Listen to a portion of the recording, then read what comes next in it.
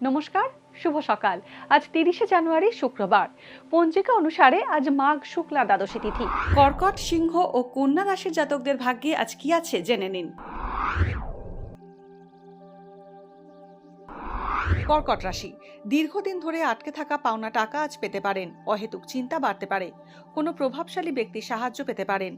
কথাবার্তায় অসাবধানতা আর জ্ঞাতি শত্রুতা বাড়বে। ভ্রমণের সম্ভাবনা রয়েছে।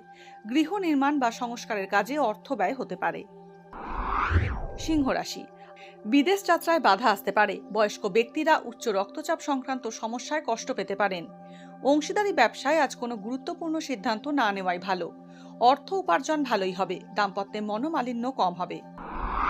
কন্যা রাশি, সঠিক সিদ্ধান্ত নিতে সমস্যায় পড়তে পারেন। সর্দি ও শ্লেষ্মার সমস্যায় আজ কষ্ট পেতে পারেন। দাম্পত্যে মতবিরোধ বাড়তে পারে। সম্পত্তি কেনা বেচায় আইনি সমস্যা আসতে পারে।